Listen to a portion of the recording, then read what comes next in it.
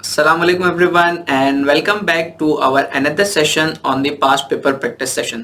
Sir हम स्मार्टवेयर paper को solve कर रहे थे और उसमें हमने क्वेश्चन नंबर 1 के पार्ट ए को सॉल्व किया था और इस सेशन के अंदर हम क्वेश्चन नंबर 1 के पार्ट बी को सॉल्व करेंगे।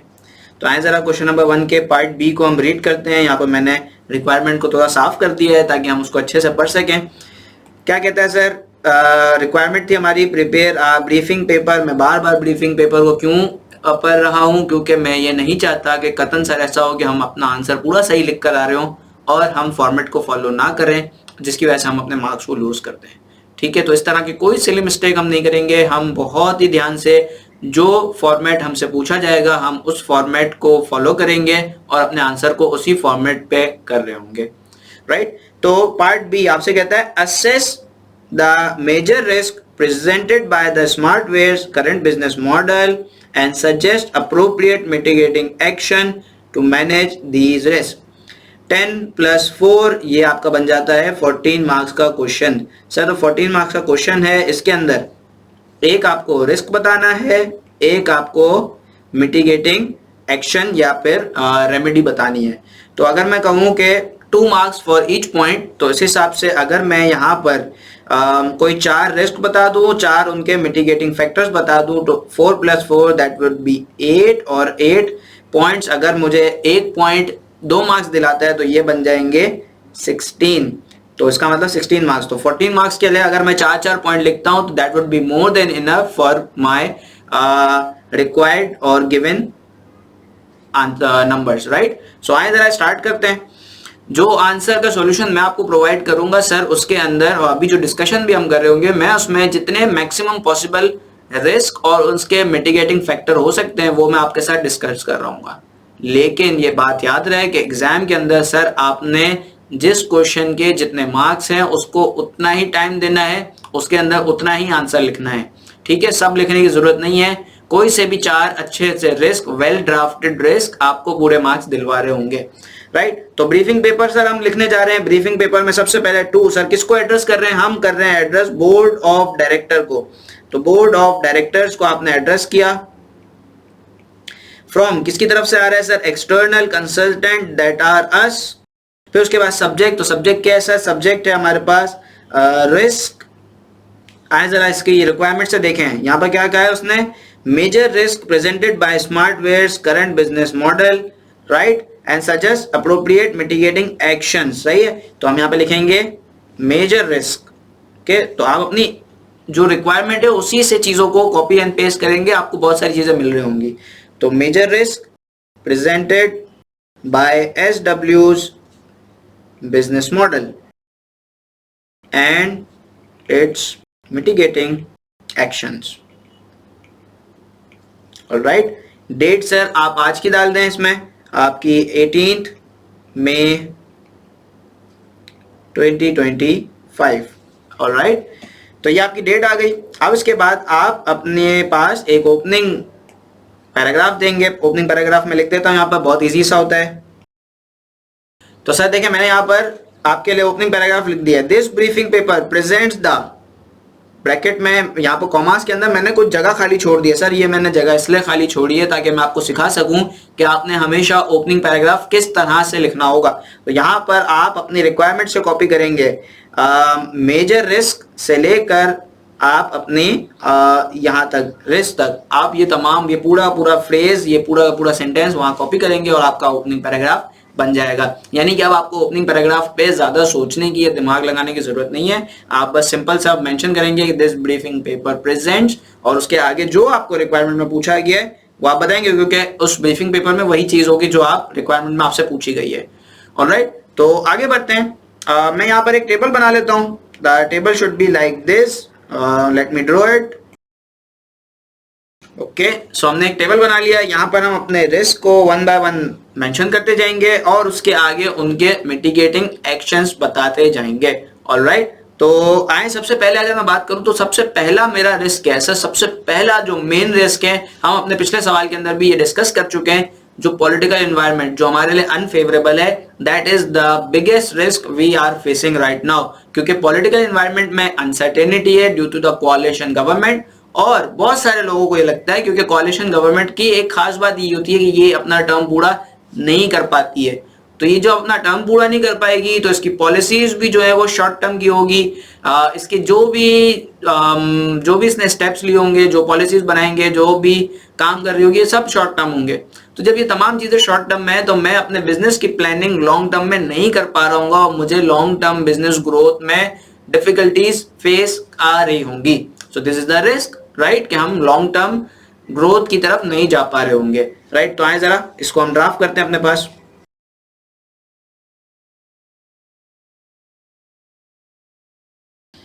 ओके, सो देखें जो हमने बात की उसी को मैंने यहाँ पर ड्राफ्ट किया है, एक बार मैं रीड कर देता हूँ आप लोगों के लिए।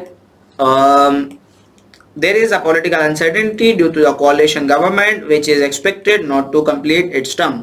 Due to the political uncertainty, the SW will face difficulties in the long-term growth and its planning.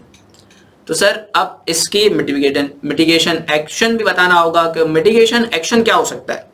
Sir क्या करें हम, बीइंग अ कंपनी क्या गवर्नमेंट बदल सकते हैं? नहीं। क्या हम गवर्नमेंट की सर्टेनिटी ला सकते हैं? No. Then what should we do?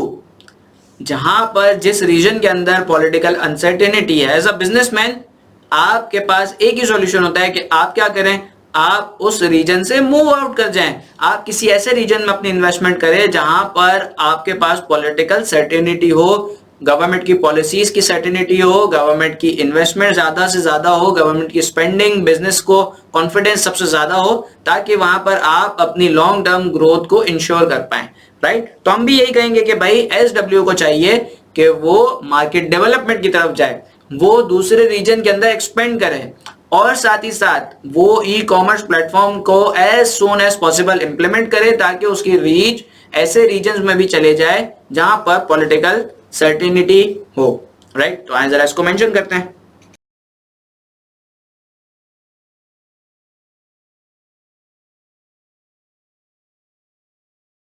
तो देखें ये हमने यहाँ पर ड्राफ्ट किया है। The SW should look towards the market development of its product into those region which have stable and beneficial political environment for businesses. Further, it shall explore e-commerce platform as soon as possible in order to increase its geographical reach.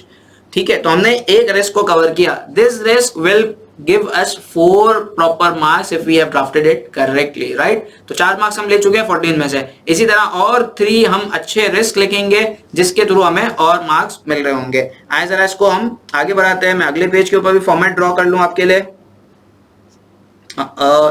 Not this color, we have to use black color.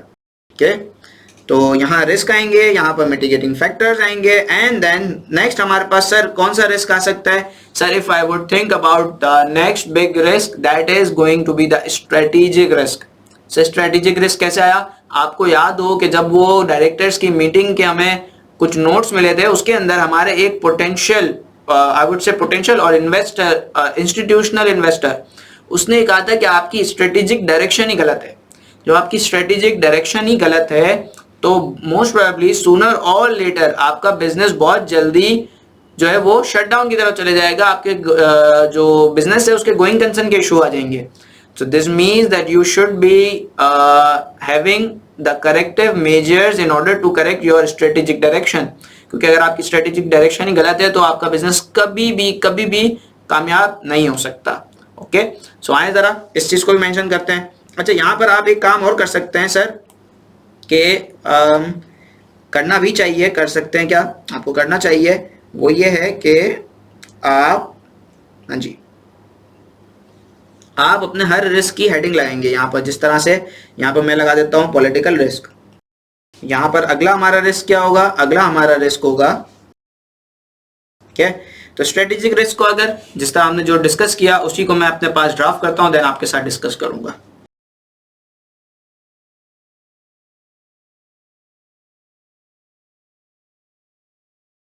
तो देखें हमने यहाँ पर बिल्कुल जो हमने discuss किया उसी को थोड़ी बहुत सिंपल वर्डिंग में लिख दिया। As per one of the institutional investor the strategic direction of SW is wrong. If that's the case, अगर तो ये बात है वाकई में, क्योंकि ये तो उसका ओपिनियन था जो हमें पता लगा है, तो हम बोर्ड ऑफ डायरेक्टर को ये बता रहे हैं कि भाई अगर ये बात सच है ना जो वो बोल रहा है, तो फिर then with wrong strategic direction, SW will sooner or later have the going concern issues and loss of customers and revenues and profit. तो ये तमाम चीजें आपको बाद में महंगी पड़ सकती हैं। तो सर इसके आप मिटिगेटिंग फैक्टर बताएं। सर मिटिगेटिंग फैक्टर ये हो सकता है कि आप अपनी स्ट्रेटेजिक डायरेक्शन को सही करें, आप अपनी रिविजिट करें अपने स्ट्रेटेजिक पोजीशनिंग को, अपनी जो आपका गोल्स एंड ऑब्जेक्टिव है उनको जरा रिविजिट करें, रीफ्रेश करें और उनको करेक्ट डायरेक्शन में लेकर आए, राइट। और हो सकता है कि आपको, जाहिर सी बात है क्योंकि अब आपको ई कॉमर्स की तरफ जाना है, तो आपको अपने जो स्ट्रेटेजिक डायरेक्शन है उसको मूव करके आपको ये भी जाना पड़ेगा कि आप सिर्फ और सिर्फ वाइड रेंज ऑफ प्रोडक्ट की तरफ नहीं, आप वाइड मार्केट की तरफ भी जाएं, राइट। तो ये आपको चेंजेस अपनी स्ट्रेटेजी में लाने पड़ेंगे। तो आए बस हम इसको भी हम यहाँ पर अपने पास ड्राफ्ट करते हैं।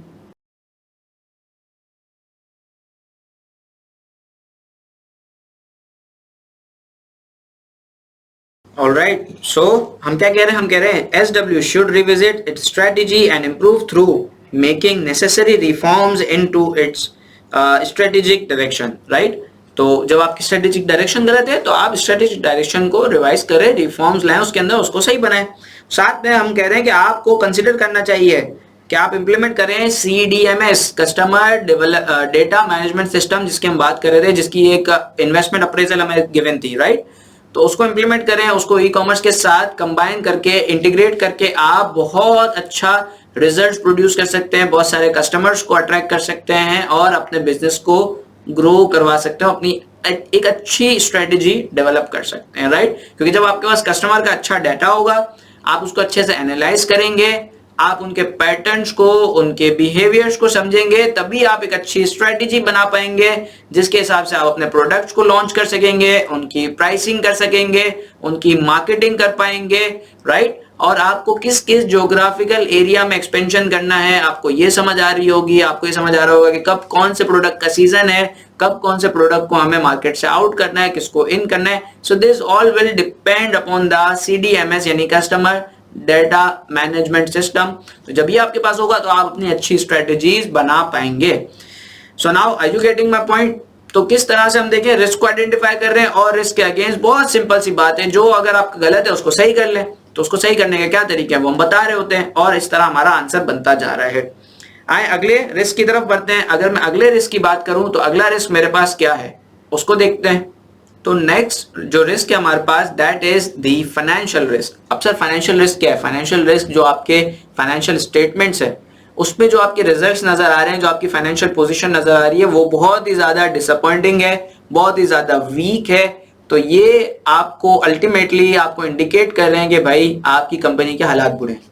और अगर आप इसको सही नहीं करेंगे, यानी आपकी जो सेल्स रेवेन्यू, आपके प्रॉफिट्स ये जो कम होते जा रहे हैं, अगर ये ऐसे ही चलते रहे तो एट द एंड कंपनी शायद गोइंग कंसर्न नहीं रहेगी और कंपनी को लिक्विडेट करना पड़ जाएगा। So these financial risk should be mitigated और ये आपके मेजर रिस्क हैं। ठीक है, देखिए मेजर रिस्क के ऊपर हम बात कर रहे हैं, छोटे मोटे रिस्क के ऊपर बात नहीं करेंगे क्योंकि रिक्वायरमेंट में हमें मेजर रिस्क पूछे गए। तो अब इसको आप किस तरह दूर कर सकते हैं? सर इसको दूर करने का तरीका यही है कि आपको अपनी स्ट्रेटजीज को रिवाइज करना पड़ेगा।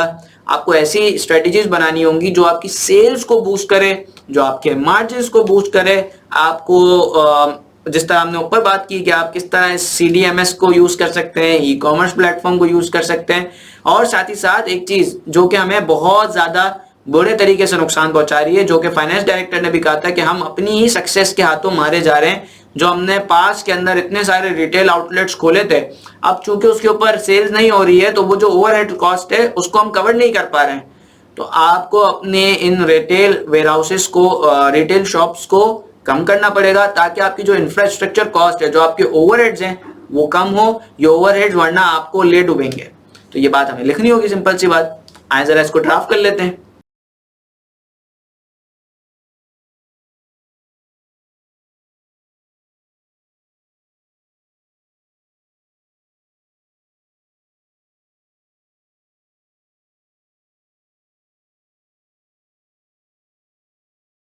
So now let's have a look at what we have drafted. SW recent financial statement shows the poor and weak results, which are due to its decline in sales and profit. SW should find a way out to recover from these disappointing results. Otherwise, it will ultimately result in going concern issues. Okay. Mitigating factors या action हम क्या बता रहे हैं, हम ये बता रहे हैं SW should revisit its strategy and future growth plans in order to boost its sales and profit. It can be either by implementing new strategies in current market or the new market. ठीक है, आपको अपनी strategies और growth plan को revisit करना होगा और new strategies and growth plan बनाने होंगे because these plans are not working, right? Also, it shall find a way to get free from the infrastructure cost and the overheads in order to make the profit. क्योंकि ये infrastructure cost and overheads, these are hunting you, these are bleeding you, right? So these are the risk and the mitigating factors. अगर मैं आगे बढ़ूं sir, अगले किसी एक दो और अच्छे रिस्क के ऊपर बात करूं तो वो क्या है सर, वो मेरे पास आते हैं लिक्विडिटी रिस्क. अगर आपको जो डायरेक्टर्स की कन्वर्सेशन याद हो तो उसमें वो कह रहे थे कि भाई हम इस बार का डिविडेंड नहीं दे पाएंगे और अगर हमने डिविडेंड दिया तो ये डिविडेंड हमारे कैश रिजर्व्स को और ज्यादा कम कर देगा. तो इसका मतलब हमें लिक्विडिटी इश्यूज हैं और ये हो सकता है कि इन नियर फ्यूचर हम अपनी करंट लायबिलिटीज को जो हम कहते हैं कि हम करंट लायबिलिटीज को पूरा ना कर पाए, हम अपनी करंट लायबिलिटीज को पे ऑफ करने का जब टाइम आए, जब वो ड्यू हो जाए तो हमारे पास इतने रिजर्व्स ही ना हो, हमारे पास इतने कैश ना हो कि हम उनको पे ऑफ कर सकें. तो this is a big risk. और अगर ऐसी सिचुएशन आती है तो कंपनी और जो भी आपके creditors हैं, they can go into court and sue you and ask for the liquidation of the company in order to have their money back, right? कि वो कोर्ट क्या करेगी, आपकी कंपनी को लिक्विडेट करेगी और आपके एसेट्स को बेचकर आपकी लायबिलिटीज को पे ऑफ कर रही होगी. So this is a big risk, right? तो आइए जरा इसको हम अपने पास ड्राफ्ट करते हैं और फिर इसके मिटिगेटिंग फैक्टर्स को भी देखते हैं.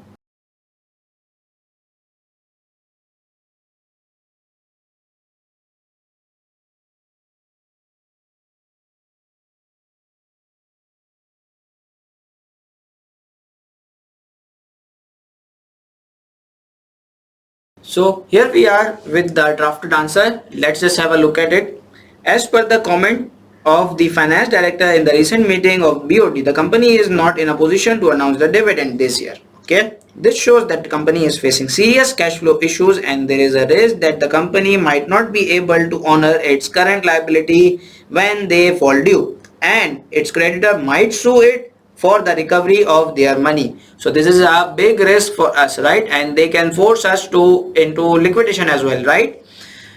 So now the mitigating action is the company shall make and adopt the strict cash flow policy. It should make cash flow forecast in order to assess the shortfall which it will face and it will face and look for the alternative source of financing in the short term. यानी कि आप cash flow forecast बनाएं और देखें कि आपको कहां पर कैश फ्लोज की शॉर्टेज फील होगी और उस शॉर्टफॉल को आप किस तरह से फिल कर सकते हैं. कोई आपको वर्किंग कैपिटल फाइनेंसिंग, कोई शॉर्ट टर्म लोन, कोई रनिंग फाइनेंस फैसिलिटी लेने की जरूरत है तो उसको आप उसकी अरेंजमेंट करें, बैंक से रब्ता करें ताकि आप अपनी शॉर्ट टर्म लाइबिलिटीज को इन शॉर्ट रेंज आप उनको ऑनर कर पाएं, right? So this is about the liquidity risk, right? अब इसके अलावा और भी कुछ रिस्क हैं जिनको जरा मैं नॉट इन डिटेल, क्योंकि डिटेल आंसर जब मैं आपको प्रोवाइड करूंगा उसके अंदर वो पूरा ड्राफ्टेड होगा. अभी मैं सिर्फ लिखता जाऊंगा, आपसे डिस्कस करता हूं. The next risk could be the foreign exchange risk.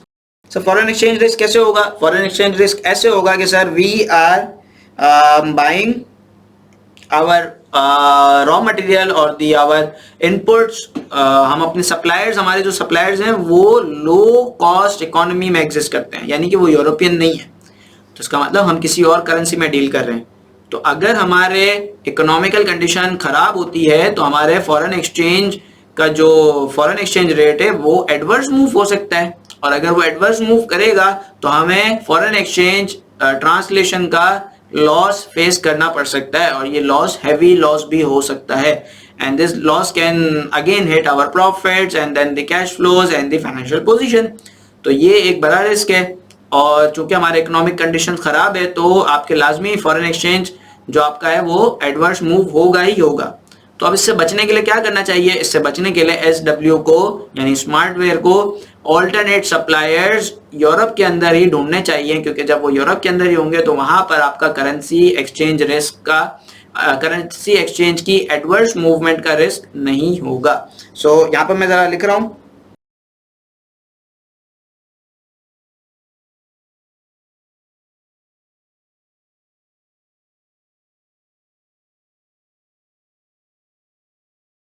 Okay. सो ये मैंने ड्राफ्ट कर दिया। आगे बढ़ते हैं हम अपने अगले रिस्क की तरफ, जो कि हमारा रिस्क है रिलेशनशिप विद द सप्लायर्स।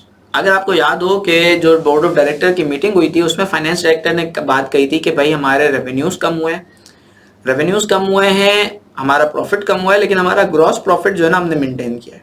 वो किस तरह से? कि हमने टाइट कॉस्ट कंट्रोलिंग की है। तो अगर आपने टाइट कॉस्ट कंट्रोलिंग की है सर, तो इसका मतलब ये है कि आपने अपने सप्लायर्स के साथ कुछ ऐसी अरेंजमेंट की होगी, उनसे डिस्काउंट्स लिए होंगे या कुछ ना कुछ मामला होंगे जिसमें आपने अपने सप्लायर्स को स्क्वीज किया होगा, आपने अपने सप्लायर्स को प्रेस किया होगा।